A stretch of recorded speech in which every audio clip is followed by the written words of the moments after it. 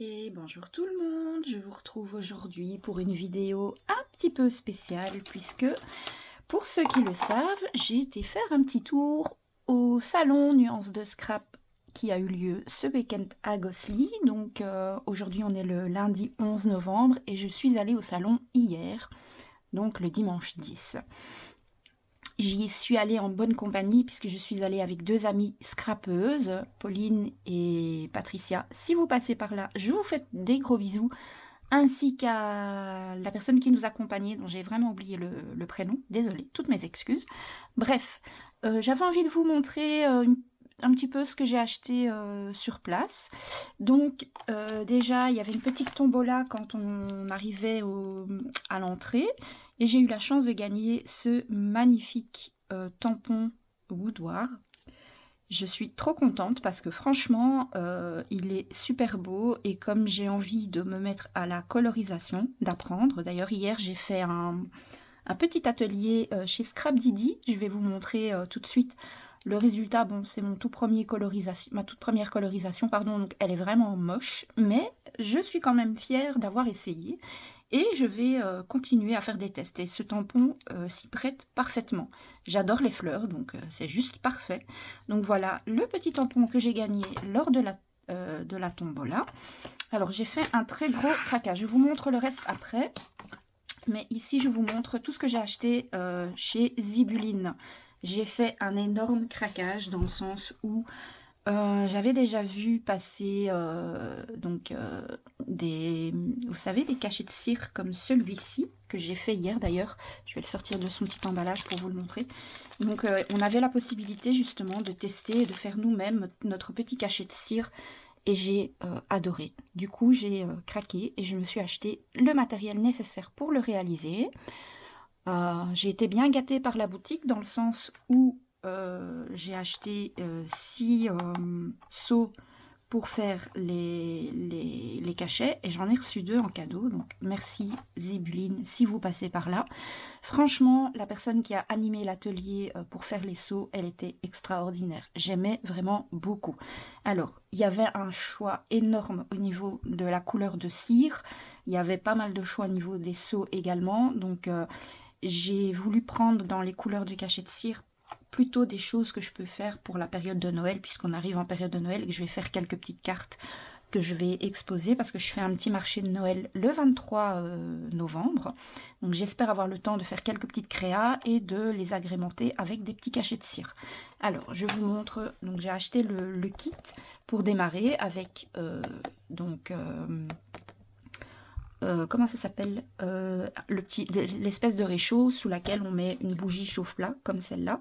Je vous ferai une petite vidéo avec un test, mais une petite vidéo à part de la vidéo de présentation bien sûr. Donc dans le kit de démarrage, il y avait donc le petit chauffe-plat, la poignée pour accrocher les seaux, une petite pince et en dessous la cuillère qui sert à faire fondre la cire. Ensuite, j'ai acheté les feutres qu'on utilise. Vous voyez, je ne sais pas si vous voyez à la vidéo, j'ai mis un petit peu de doré là sur les ailes du papillon.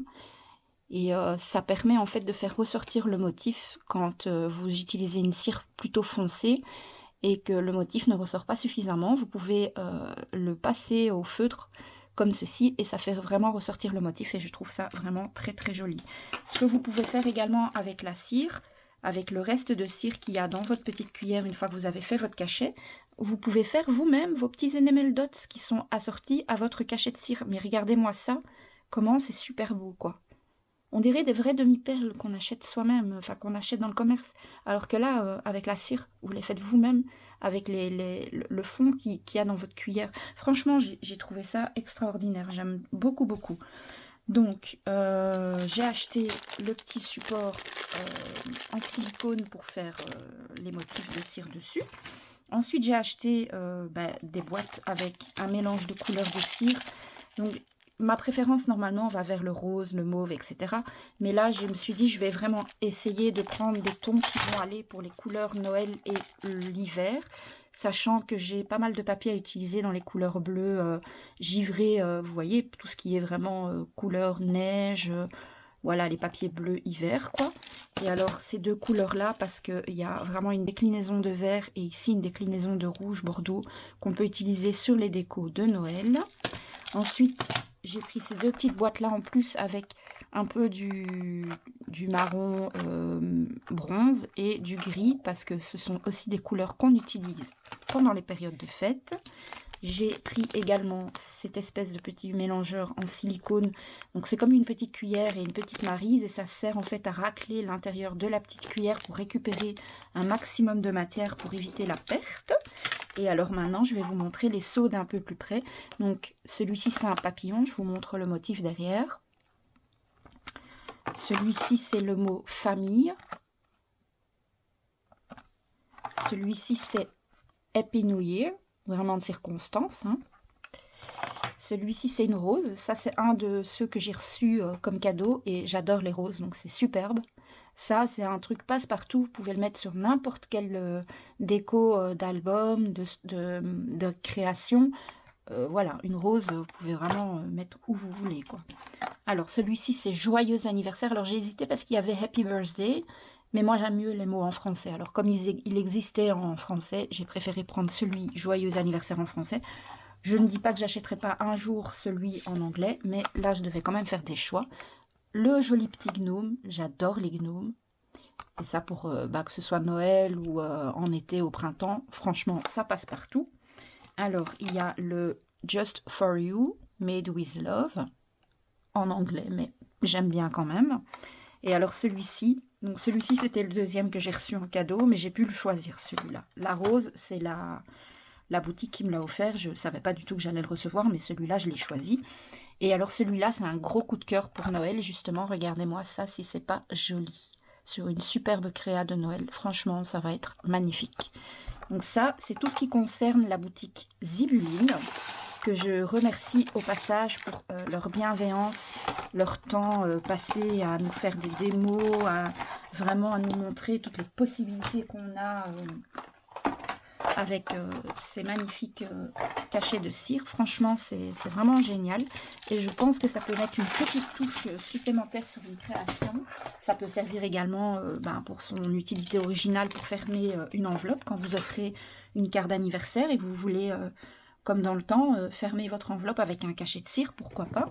Et là maintenant, je vais vous montrer, donc j'ai fait un petit atelier pour apprendre à utiliser les Magicals et pour apprendre à utiliser des crayons aquarellables Derwent Intense. Alors, je ne suis pas du tout douée, c'est vraiment la toute première fois que je fais ça. Alors, je le trouve trop foncé, mais je l'aime bien quand même. Mais je le trouve un peu trop foncé. Mais voilà, ça m'a donné envie de continuer la colorisation. Je me suis surpris à trouver ça très reposant. Donc c'était un atelier d'1 heure, vraiment un atelier très sympa. En plus j'ai fait ça, on était toutes les 4, notre groupe de 4 qui avons été au salon. Là, on a fait ça à 4 puisque c'était maximum 4 personnes par atelier. On a eu la chance d'avoir un atelier que pour nous finalement. Et c'était vraiment hyper satisfaisant. Et voilà, ça m'a vraiment donné envie de continuer et d'apprendre à coloriser. Et pourquoi pas je continuerai à faire du scrap comme je fais d'habitude, plutôt shabby chic, chargé, enfin voilà. Mais j'ai aussi envie parfois, quand je fais des cartes et des choses comme ça, d'aller dans un autre style.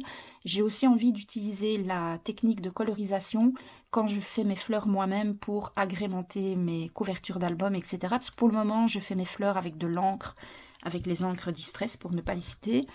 Et j'ai envie de, voilà, de changer de temps en temps, de faire des choses différentes. D'ailleurs, j'ai acheté cette encre Distress chez Scrap Didi parce que j'ai toute la collection, c'était la seule qui me manquait. J'ai acheté un pinceau à réservoir d'eau. Alors j'en ai plein parce que en fait, pour ne rien vous cacher, du matériel de colorisation, j'en ai déjà pas mal, de très bonne qualité, que je n'utilise pas parce que je ne savais pas comment m'y prendre. Et mais je me suis rendu compte hier à l'utilisation que avoir un pinceau à réservoir d'eau de qualité fait vraiment la différence avec des pinceaux à réservoir d'eau lambda.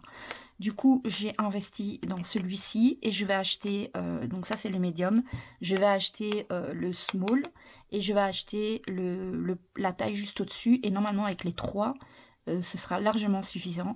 Et je vais me faire plaisir, je vais m'acheter la série des crayons de couleur d'Erwent qu'on a utilisé hier, parce que moi j'ai les Winsor et Newton, pardon, et bah, j'accroche pas trop. Alors je vais les garder parce que je n'abandonne pas, je veux vraiment apprendre à développer ça. Mais les crayons qu'on a utilisés hier sont beaucoup plus gras et franchement c'était un vrai plaisir. Et dernière petite chose que je me suis acheté, mais je regrette un petit peu. Pourquoi je regrette? Parce que regardez, je pensais avoir la taille au-dessus. En fait j'ai déjà 3 paires de ciseaux Timols. Et ben non, j'avais les deux. Donc j'ai 2 autres paires. J'ai ceci et j'ai également ceci. Et du coup, je pensais avoir une taille intermédiaire entre ces deux-là. Mais non, c'est la même paire. Du coup, je ne vais pas la garder. Donc, je vais probablement la remettre en vente. Mais elle est neuve, elle est encore emballée. Donc, je ne vais pas la brader non plus. Hein. Je vais, à mon avis, je vais la vendre genre 10 €, quoi. Vous voyez? Parce que, voilà, je ne vais pas y perdre de trop non plus. Elle est toute neuve. Et ma foi, la prochaine fois que je vais à un salon, il faut vraiment que je prenne des notes de tout ce que j'ai. Parce que, par exemple, pour les encres, j'ai dû demander à mon mari de me faire des photos dans mon atelier, histoire de ne pas prendre des encres que j'ai déjà. Et, étant donné que j'ai toute la série, je ne savais plus le nom de celle que je n'avais pas. Et mais donc voilà, s'il y a quelqu'un d'intéressé pour la paire de ciseaux, ce sont des ciseaux à détourer Timols spécial droitier. Hein, parce qu'il y a des pour gauchers, il y a des pour droitiers. Moi j'ai la paire pour les droitiers. Je vais pas la garder, j'en ai déjà une, ça sert à rien que j'en ai 2. Donc si quelqu'un est intéressé, je la revends 10 €, d'accord? Plus frais de port. Donc à voir si voilà, ça vaut la peine pour vous de payer les frais de port, plus les 10 €, vous pouvez la commander sur une boutique, j'en suis tout à fait consciente. Mais voilà, parfois si quelqu'un habite pas loin de chez moi ou quoi, ben, vous pouvez venir la chercher à la maison. Voilà exactement où on en est pour mes petits achats de salon hier. Et je vous retrouve très vite avec une petite vidéo pour vous montrer comment on fait des cachets de cire comme ceci. À très vite. Ciao, ciao, ciao.